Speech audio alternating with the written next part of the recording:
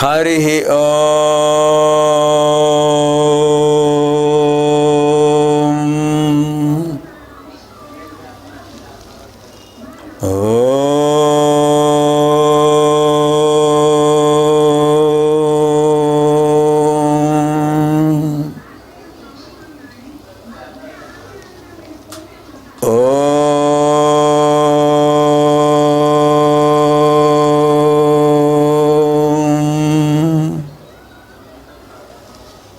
गणानां त्वा गणपतिगुं हवामहे कविं कवीनामुपमश्रवस्तमं ज्येष्ठराजं ब्रह्मणां ब्रह्मणस्पत आनशृण्वन् नोतिभिः सीदसादनं प्रणो देवी सरस्वती वाजेभिर्वाजिनीवती धीनामवित्र्यवतु गणेशाय नमः सरस्वत्यै नमः श्री गुरुभ्यो नमः हरि ओम. एतद् भानुवासरे ओम प्रसार माध्यम द्वारा प्रसारीभूत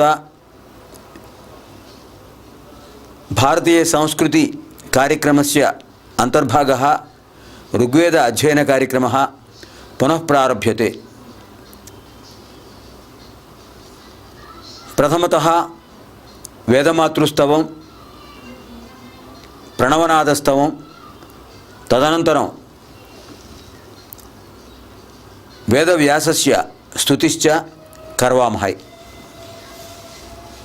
शक्तित्रयी वेदमाता सर्वदैवस्वरूपिणी सत्यधर्मस्वरूपा च पातु नः सर्वदा शुभा. ओंकारं बिंदु संयुक्तं नित्यं ध्यायन्ति योगिनः कामदं मोक्षदं चैव ओंकाराय नमो नमः. यव्वनिचे जनिंचु जगमु यव्वनि लोपల నుండు లీనమై యవ్వని యందుడిందు పరమేశ్వరుడెవ్వడు మూల కారణం బెవ్వడు అనాది మధ్యలయుడెవ్వడు సర్వము తానయైన వాడెవ్వడు వాని ఆత్మభవం ఈశ్వరునే శరణంబు వేడెదన్. తల్లి నిన్ను దలంచి పుస్తకము చేతన్బూనితిన్ నీవు నాయుల్లంబందున నిల్చి జృంభణముగా నుక్తుల్ సుశబ్దంబు శోభిల్లంబల్కుము నాదు వాక్కునను సంప్రీతిన్ జగన్మోహిని ఫుల్లాబ్జాక్షి సరస్వతి భగవతి పూర్ణేందు బింబాననా.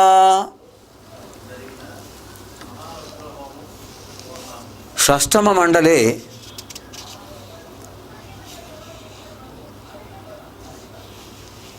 భరద్వాజ మహర్షి అష్టవసుగణ సూక్తాన్ అదర్శయత్. తేషాం మధ్యే అనిలస్య అనలస్య ఆపస్య ధర్మస్య పృథ్వీతత్వస్య సూక్త విశేషాన్ వ్యాఖ్యాస్యంతే. ఏతే విశేషా వ్యాఖ్యాయంతే.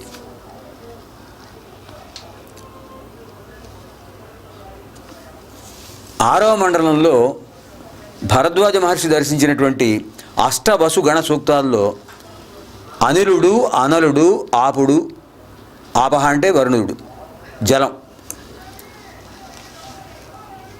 ధర్మ పృథ్వీతత్వ, ఇటువంటి ఆ తత్వాలకు సంబంధించినటువంటి విశేషాలను కూడా మనం తెలుసుకుంటున్నాం. అందులో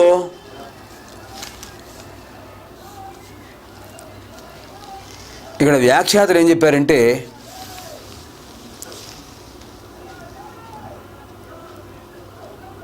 సుశ్రుత సంహిత చరక సంహిత అనే వైద్యశాస్త్ర విశేషాలు, వైద్యశాస్త్ర గ్రంథాల్లోంచి ఒక విశేషమైన శ్లోకం తీసుకొచ్చి ఆ ప్రమాణాన్ని చూపించారు ఇక్కడ. అదేమిటంటే,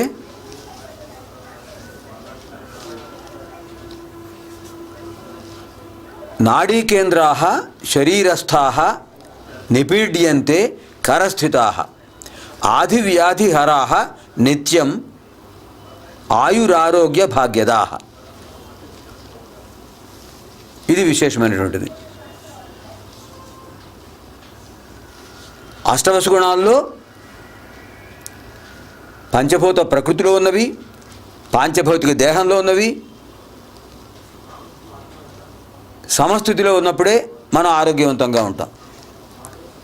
అవి సమస్థితిలో ఉండాలంటే ఇంతకుముందు ఆదివారంలో మనం చెప్పుకున్నట్టుగా పంచ జ్ఞానేంద్రియ తత్వాలు, పంచ తన్మాత్రలు, పంచ మూల ప్రకృతి తత్వాలు ఇవన్నీ కూడా సమస్థితిలో ఉండాలి. ఆకాశతత్వం శూన్యం.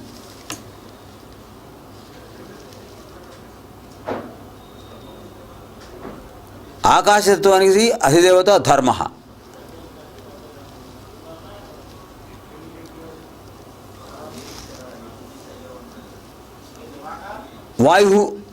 వాయుతత్వం.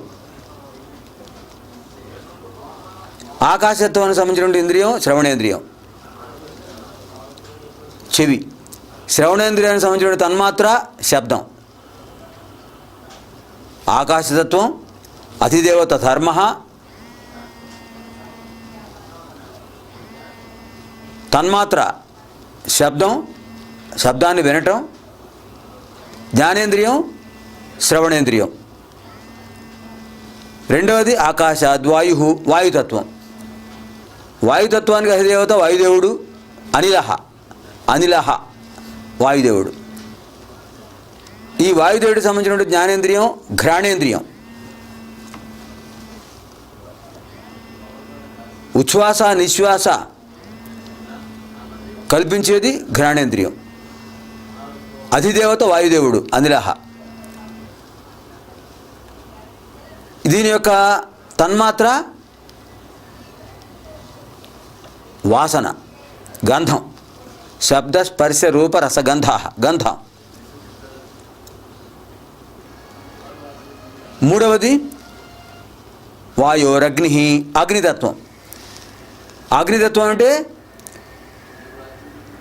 తేజోభూయిష్టం. ఈ అగ్నితత్వానికి సంబంధించినటువంటి అధిదేవత ఎవరండి? అనలహ, అగ్నిభట్టారకుడు. ఈ అగ్నిభట్టారకుడు యొక్క జ్ఞానేంద్రియం ఏమిటి? నేత్రం. ఈ నేత్రంలో ఆ అగ్నిభట్టారకుడు యొక్క తేజస్సు ఉన్నంతవరకే ఇది శివం. ఎప్పుడైతే ఆ తేజస్తత్వం పోతుందో శవం, నిశ్చైతన్యం. అంచేత మనకు శరీరంలో చైతన్యాన్ని కల్పించేది తేజస్సు. అనిలహ అనలహ. ఈ మహానుభావులు ఇద్దరు లేకపోతే శరీరంలో ఏముంటాయండి? పంచ ప్రాణాత్మక నుండి వాయుతత్వం ఉండాలి.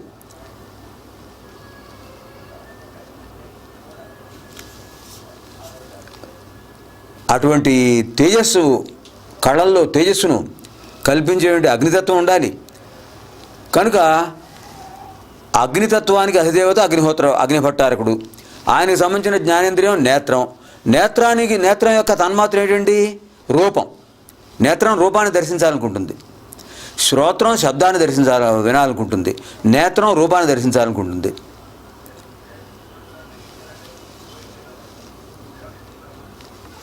ఘ్రాణేంద్రియం గంధాన్ని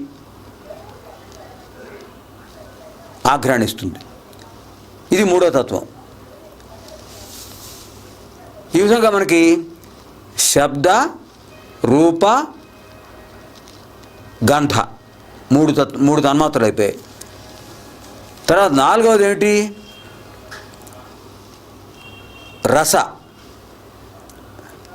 రసనేంద్రియం. ఆకాశాద్ వాయురగ్ని అగ్నేరాపహ. ఆపహ జలతత్వం. ఈ జలతత్వానికి అధిదేవత ఎవరండి? వరుణ. ఈ జడతత్వానికి సంబంధించినటువంటి జ్ఞానేంద్రియం ఏమిటి? రసనం. జిహ్వా ఇంద్రియం, జిహ్వేంద్రియం, నాలుక. దీని యొక్క తన్మాత్ర ఏమిటి? రుచి. రసతత్వం, రుచి తీయగా ఉందా, పుల్లగా ఉందా, చప్పగా ఉందా, కారంగా ఉందా, చేదుగా ఉందా, ఆ జ్ఞానాన్ని కల్పించేది రసనం, జిహ్వ. కనుక దీనికి అధిదేవత ఆపహ, వరుణ, జలతత్వం. ఇంకా చివరిది ఏంటంటే పృథ్వీతత్వం. ఆకాశతత్వంతో ప్రారంభించాం, పృథ్వీతత్వంతో పూర్తి చేస్తున్నాం. పృథ్వీతత్వం. ఈ పృథ్వీతత్వానికి సంబంధించినటువంటి ఇంద్రియం ఏంటంటే చర్మం, త్వక్ చర్మము. దీని యొక్క తన్మాత్ర ఏమిటి? స్పర్శ. వెచ్చగా ఉందా, చల్లగా ఉంది, వేడిగా ఉందా, చల్లగా ఉందా, కనిపెట్టగలిగేది చర్మం. కనుక ఈ తన్మాత్ర, స్పర్శ అనే తన్మాత్ర దేనికి సంబంధించింది?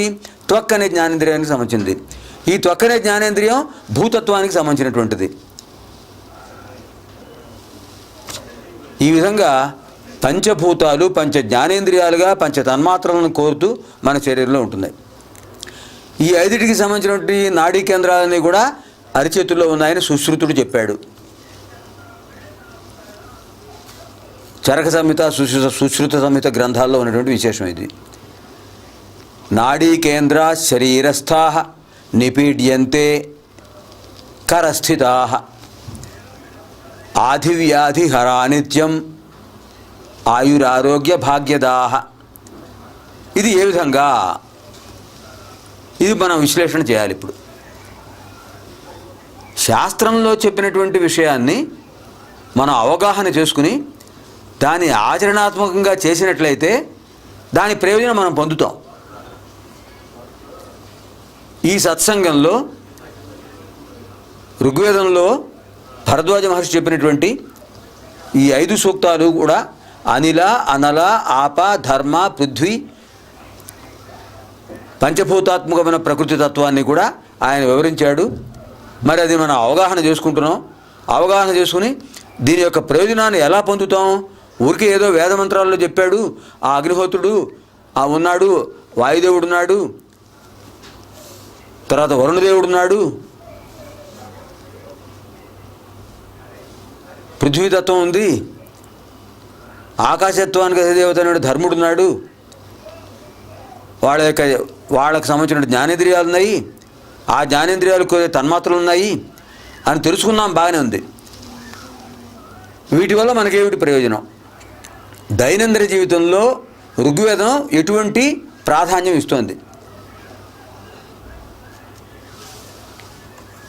దానికి నిర్వచనమే, దానికి వ్యాఖ్యానమే ఇప్పుడు మనం చేసే విశ్లేషణాత్మకమైన విజ్ఞానం ఇది.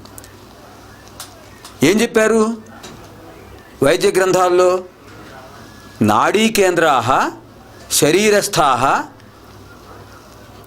కరస్థితా నిపీడ్యంతే ఆధివ్యాధిహరా నిత్యం ఆయురారోగ్య భాగ్యదా. ఈ శ్లోకానికి ఏమిటర్థం? శరీరస్థా నాడీ కేంద్రా కరస్థితా నిపీడ్యంతే. శరీరంలో ఉన్నటువంటి పంచజ్ఞానేంద్రియాలు, పంచ కర్మేంద్రియాలు, మొత్తం మనకు ఇవే 5 జ్ఞానేంద్రియాలు ఉన్నాయి, 5 కర్మేంద్రియాలు ఉన్నాయి. త్వక్, చక్షు, శ్రోత్ర, జిహ్వా, ఘ్రాణేంద్రియాలు జ్ఞానేంద్రియాలు. వాక్, పాణి, పాద, పాయు, ఉపస్థలు కర్మేంద్రియాలు. పంచకర్మేంద్రియాలు, పంచజ్ఞానేంద్రియాలు, ఈ 10 కూడా మన శరీరాన్ని నియంత్రిస్తున్నాయి. ఈ జ్ఞానేంద్రియాలు, కర్మేంద్రియాలు లేకపోతే శరీరం చైతన్యవంతం కాదు. ఈ 10 ఇంద్రియాలకు సంబంధించినటువంటి కేంద్రాలు కూడా, నాడీ కేంద్రాలని కూడా అరిచేతుల్లో ఉన్నాయి. అదే ఇక్కడ చెప్పారు. నాడీ కేంద్రా శరీరస్థా, శరీరంలో ఉన్నటువంటి నాడులకు సంబంధించినటువంటి కేంద్రాలని కూడా కరస్థితా అరిచేతుల్లో ఉన్నాయి. ఏం చేయాలి వీటిని మనం? నిపీడ్యంతే. ఆయుర్వేదంలో పీడన చికిత్స ఒకటి ఉందండి. పీడన చికిత్స అంటారు దాన్ని. ఈ విషయం ఇంతకుముందు ఒకసారి మనం మత్స్యపురాణంలోనూ చెప్పుకున్నాం, ఋగ్వేదంలోనూ ప్రారంభంలో చెప్పుకున్నాం. అది ఒకసారి పునశ్చరణ చేసుకుంటున్నాం. కొత్త విషయం ఏం కాదు ఇది. శరీరంలో ఉన్న జ్ఞానేంద్రియాల యొక్క నాడీ కేంద్రాలు కర్మేంద్రియాల యొక్క నాడీ కేంద్రాలు కూడా అరిచేతి భాగాల్లో ఉన్నాయి. వీటిని కనుక పీడన చేసినట్లయితే నిపీడ్యంతే కరస్థితా, అరిచేతుల్లో ఉన్న నాడీ కేంద్రాలని పీడించినట్లయితే, వీటిపైన పీడన కలగజేసినట్లయితే ఏమవుతుంది? ఆధివ్యాధి హరాహ నిత్యం, ఎల్లప్పుడూ కూడా మనకు ఆధిని వ్యాధిని పోగొడతాయి. ఆది అంటే మానసికమైనటువంటిది, మనోరుగ్మత, మానసిక బలహీనతే ఆది. శారీరకమైనటువంటి అనారోగ్యం వ్యాధి, ఆది వ్యాధి హరాహ. మరి ఏమిటి దానివల్ల ప్రయోజనం? ఆది వ్యాధి హరం అయిపోతే ఆయురారోగ్య భాగ్యదాహ, ఆయుర్దాయం ఆరోగ్యం అనే భాగ్యం కలుగుతుంది. ఏ విధంగా అనేటటువంటిది ఇక్కడ వ్యాఖ్యాతలు చెప్పారు. సుశ్రుత సంహిత చరక సంహిత ప్రమాణంగా. ఇది జాగ్రత్తగా సందర్శకులు ఈ విషయాన్ని గమనించాలి. మనకి రెండు అరిచేతుల్లో కూడా ఎక్కడెక్కడ ఏ జ్ఞానేంద్రియాలు ఏ కర్మేంద్రియాలు వాటి యొక్క విశేషాలన్నీ కూడా ఉన్నాయి అనేది మనం తెలుసుకోవాలి. ఈ పీడన చికిత్సను ఆక్యుప్రెషర్ అనేటువంటి విధానంగా చైనాలోను జపాన్లోను కూడా బాగా ప్రాచుర్యమైంది. ఆ దేశాల్లో బాగా ప్రసిద్ధి పొంది తర్వాత మన దేశానికి వచ్చేటప్పటికి శంఖంలో పోసిన తీర్థంలాగా ఇప్పటికి మన వాళ్ళకి ఓహో అంత బాగా చెప్పారా వాళ్ళు అనుకున్నారు. కానీ ఆయుర్వేదంలో ఉంది. పీడన చికిత్స అంటారు దాన్ని, పీడన చికిత్స. ఈ పీడన చికిత్సలో శ్లోకమే ఇది. ఈ కనిష్ఠిక అంటారు దీన్ని. ఈ రెండు అరిచేతుల్లో ఉన్నటువంటి చివరి వేలుని కనిష్ఠిక అంటారు. తర్వాత అనామిక అంటారు. మధ్యవేలు ఇది తర్జని చూపుడు వేలు, ఇది అంగుష్టం బొటన వేలు. ఈ ఐదింటిని మనం చూద్దాం.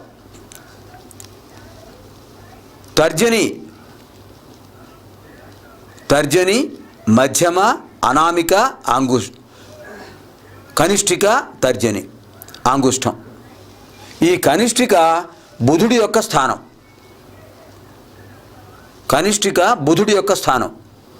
ఈ బుధుడు గుండెకు సంబంధించినటువంటి నాడీ కేంద్రాలకు అధిపతి. జాతకం రీత్యా జ్యోతిషశాస్త్ర రీత్యా బుధ మహాదశ సరిగ్గా లేకపోయినా, బుధుడు వక్రీకరణంగా ఉన్నా కూడా, బుధుడు వక్రదృష్టి ఉన్నా, బుధుడు సరైన స్థితిలో లగ్నానికి సరైన స్థితిలో సంస్థానంలో లేకపోయినా గుండె జబ్బులు వచ్చే అవకాశం ఉంది. దానికి పరిహారం బుధుడి యొక్క జపం చేయాలి, బుధుడి యొక్క మంత్రంతో హోమం చేయాలి, బుధుడికి సంబంధించినటువంటి పెసల్ని దానం చేయాలి. ఇవన్నీ మత్స్యపురాణంలో చెప్పుకున్నాం. సరే, మనకి ఈ పీడన చికిత్స ఎట్లాగా? బుధుడికి సంబంధించినటువంటి వేలు కనిష్ఠిక. ఈ కనిష్ఠిక బుధుడికి సంబంధించినటువంటిది. తర్వాత అనామిక రవిస్థానం, ఇది హృదయస్థానం. ఈ జ్ఞానేంద్రియ కారకుడు, జ్ఞానేంద్రియాలకు అధిపతి రవి. ఆ తర్వాత మధ్యవేలుంది, ఈ మధ్య శనిస్థానం, శనైశ్చర స్థానం. ఇది కర్మేంద్రియాల కారకుడు శనైశ్చరుడు. తర్వాత ఈ చివర తర్జని ఉంది, చూపుడు వేలు. ఈ తర్జని అనేటువంటిది బృహస్పతి స్థానం, గురుస్థానం.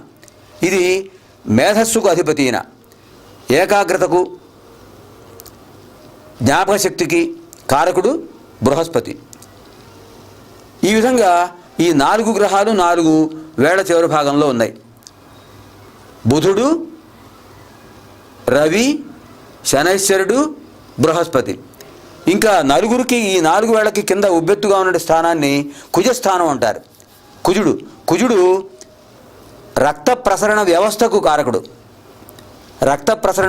కారకుడు. కుజుడు. ఈ బొటనవేలు జీవాత్మకు ఈ ఇచ్ఛాశక్తి, జ్ఞానశక్తి, క్రియాశక్తికి సంకేతం. బొటనవేలు అంగుష్టం అంటారు. ఈ అంగుష్టానికి దిగువ భాగంలో ఇక్కడ ఉబ్బెత్తుగా ఉన్న భాగం 2 చేతుల్లోనూ అరిచేతుల్లోనూ ఉండేటటువంటిది ఇది శుక్రస్థానం. శుక్రుడు కోరికలకు కారకుడు, కళలకు కారకుడు. నాట్యం, సంగీతం, కవిత్వం, శిల్పం, చిత్రలేఖనం ఇటువంటి లలిత కళలకు కారకుడు శుక్రుడు, కోరికలకు కారకుడు, లలిత కళలకు కారకుడు. దీనికి శుక్రస్థానానికి ఎదురుగా ఉన్నటువంటిది, ఆ పక్కన ఉన్నటువంటిది అంటే కనిష్ఠిక భాగానికి కింద ఉన్నటువంటిది చంద్రస్థానం. చంద్రుడు సంకల్ప వికల్పాలకు కారకుడు. చంద్రమా మనసోజాత. ఇప్పుడు ఈ రెండింటినీ కూడా, ఈ రెండు కేంద్రాలు పంచ జ్ఞానేంద్రియ కర్మేంద్రియ మనస్తత్వ అన్నిటికీ, పంచ జ్ఞానేంద్రియాలు పంచ కర్మేంద్రియాలు ఈ అన్నిటినీ శాసించే మనస్సు 11 కూడా మనకి నియంత్రణ కావాలంటే నిపీడన స్థానం కావాలి. అదే ఇక్కడ చెప్పారు. బాగా వీటిని పీడన చేసినట్లయితే ఆ కేంద్రాలు, నాడీ కేంద్రాలు ఉద్బుద్ధం అవుతాయి. అందుకనే పీడన చికిత్సలో ఏం చేస్తారంటే ఈ బొటన వేలుని తీసుకుని ఈ చివరి భాగాల్లో ఒక్కొక్క దాన్ని కొంచెం సేపు కొద్దిగా దాన్ని పీడన చేస్తూ ఉండాలి దానిపైన. అలా ప్రతి వేలును కూడా పీడన చేస్తూ ఉంటే దానికి సంబంధించిన గ్రహస్థానాలు, దానికి సంబంధించిన నాడీ కేంద్ర స్థానాలు ఉద్బుద్ధమవుతూ ఉంటాయి. దీనివల్ల అనిలహ, అనలహ, ఆపహ, ధర్మ, పృథ్వీతత్వం ఈ 5 కూడా మనకి స్వాధీనంలో ఉంటాయి. అందుకని ఏం చెప్పారు? ఆదివ్యాధిహర అనిత్యం అని చెప్పారు. మానసికమైనటువంటి రుగ్మతలు రావు, శారీరకమైన అనారోగ్యాలు కలగవు. ఆయురారోగ్య భాగ్యద, ఆరోగ్యం బాగుంటుంది, ఆయుర్దాయం బాగుంటుంది. ఇవన్నీ బాగుంటేనే కదా మనం ఏ ధర్మకర్మ ఆచరించినా, ధర్మాచరణ చేసినా. అన్నిటికీ ఆధారం ఈ పాంచభౌతిక తత్వాలే, పంచమౌలిక తత్వాలే అని ఇక్కడ భరద్వాజుడు మనకి ఈ సూక్తంలో చెప్పాడు. తర్వాత ఈ నిపీడన చికిత్స గురించి మనకు పాశ్చాత్యుల యొక్క అభిప్రాయాలు ఏమిటో మనం తర్వాత కార్యక్రమంలో తెలుసుకుందాం. ఆగామి కార్యక్రమే ఆగామి భానువాసరే ఏతద్విశేషాః పునరారంభం కరవామహే. తావత్పర్యంతం సర్వేభ్యః శుభం భూయాత్. ఓం